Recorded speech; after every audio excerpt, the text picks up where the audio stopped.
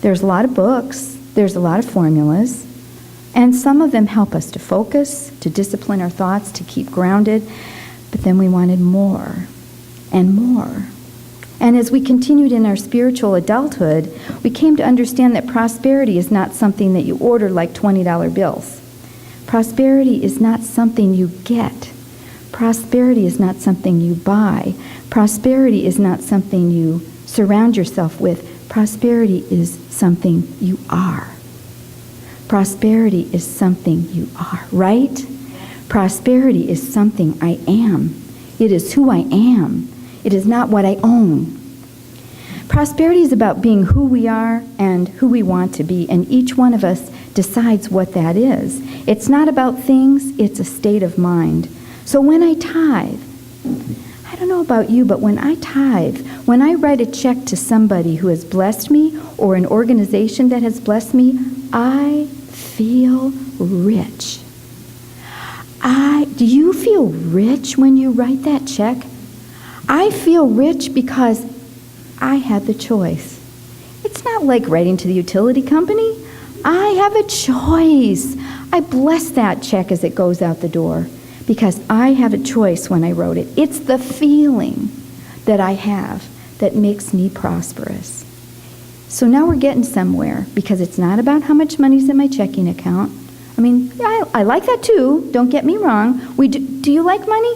Yes. Oh, come on. Yes. Really? Do you like it? Yes. Okay. Can it bless your life? Yes. Can it be fun to have money around? Yes. Right, but isn't the issue how I feel when I have it? It's not about, how fat my wallet is. It's how I feel. It's the feeling that I have in my life. So here's what I want to say to God about this feeling. Bring it on. Bring it on. Years ago, I met this Episcopal priest by the name of Barbara Brown Taylor. She is just a dynamo. I met her at a Baptist seminary of all places. I mean, that I was at a Baptist seminary is remarkable to me. This was in Kansas City. There was a pastor's day. She was a speaker. She was just dynamite. I heard her speak. She's written a dozen or more books, and just recently she wrote a book called Altar in the World, and I recommend it to you, by the way, as a book of spiritual practices. It's a beautiful, beautiful book. But it made me think about books, because I don't know about you, but books are one of those things that I have been amassing in my lifetime. Anybody have too many books at your house? I have 30 boxes in the garage. I can't get my car in the garage. Now I want to know, how many of you have read every book you own? Right? Don't you buy the books because you have? Okay, good. Well, isn't it true that you're attracted to a book, you're attracted to the author, you're attracted to this talk they did on Oprah, and you think, I'm going to get that book. And then it looks nice on your shelf, but you don't always read it. So why do I have all those books? It's just that I want the feeling. I want the feeling, and so I buy more books, and I buy more clothes, and I eat more food, and you know what I mean? I want more. I'm trying to bring more around me because I'm looking for the feeling. But the feeling isn't the book.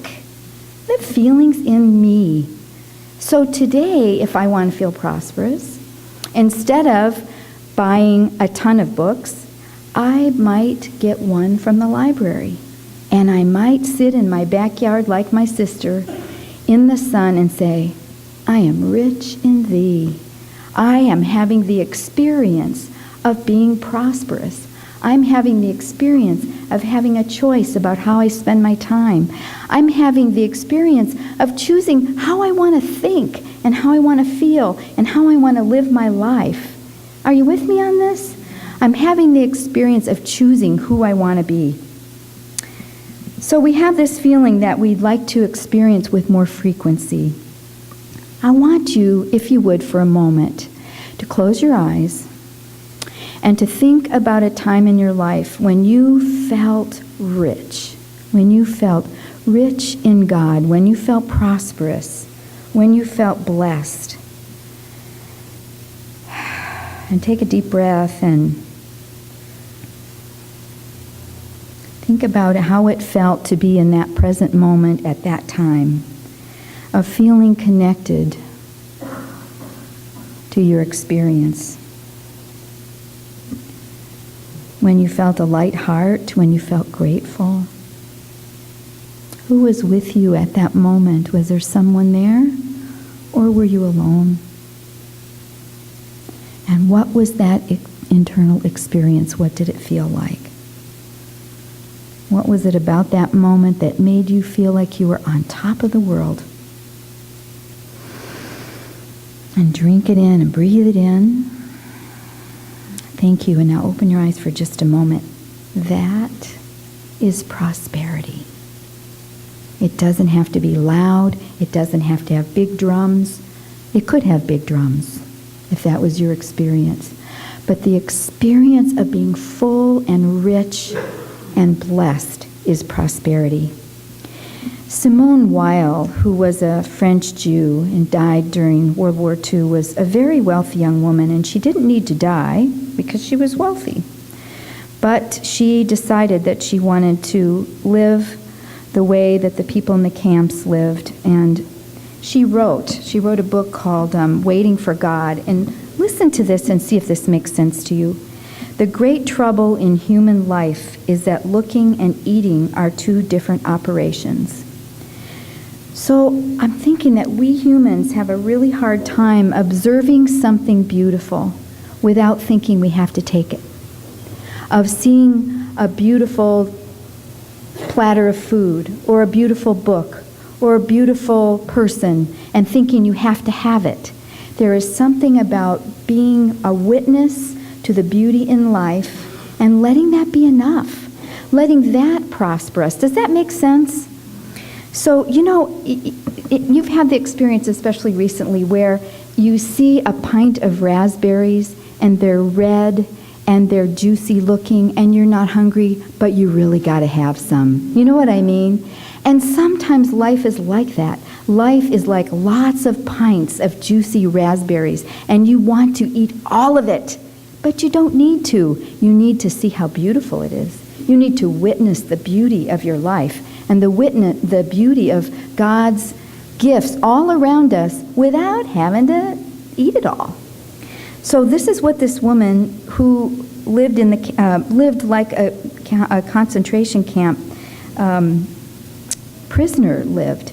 She said, "It may be that vice, depravity, and crime are at their essence attempts to eat beauty, to eat what is there for us to look at." Well, my friends, I think that anything can be a sacrament. Anything can be a sacrament. If you go out into the world and look today, how many places could you go and be witness to beauty that's beyond words? You could go to a farmer's market and be blown away. You could. You could go to a playground and be blown away. You could go home and listen to jazz on the radio and be reduced to tears.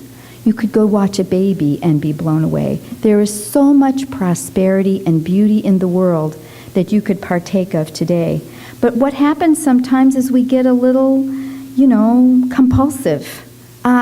Shopping, you could do that, but you don't need to.